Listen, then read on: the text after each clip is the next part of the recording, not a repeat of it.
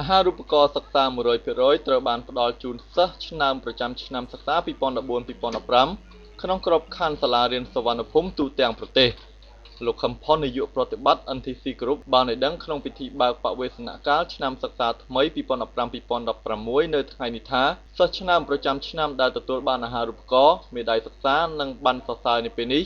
គឺដោយសារមានការខិតខំប្រឹងប្រែងពង្រឹងនិងចេះអភិវឌ្ឍខ្លួនឯងឲ្យទៅជាសិស្សដែលមានភាពលេចធ្លោ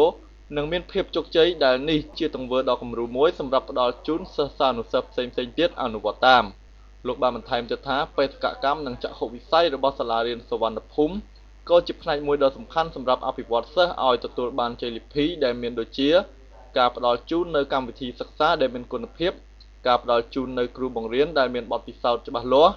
ផ្ដល់ជូននៅបរិយាកាសល្អក្នុងការសិក្សានិងផ្ដល់ជូនសម្ភារៈឧបទេសគ្រប់គ្រាន់ទៅតាមកម្រិតសិក្សានីមួយៗធ្វើយ៉ាងណាឲ្យការសិក្សារបស់សិស្សមានភាពរីកចម្រើន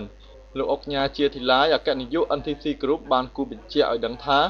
សិស្សានុសិស្សនៃសាលារៀនសុវណ្ណភូមិទាំងអស់មិនត្រឹមតែទទួលបានចំណេះវិជ្ជាដ៏ថ្លៃថ្លាតែមួយមុខប៉ុណ្ណោះទេប៉ុន្តែថែមទាំងទទួលបាននូវការអប់រំអំពីសុជីវធម៌សីលធម៌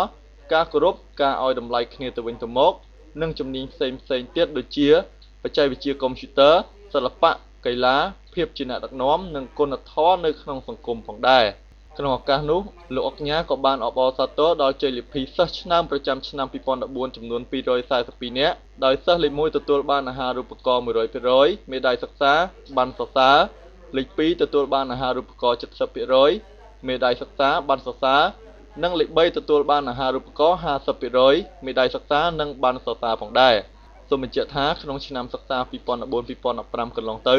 សាលារៀនសុវណ្ណភូមិបានទទួលសិស្សចូលរៀនសរុបចំនួន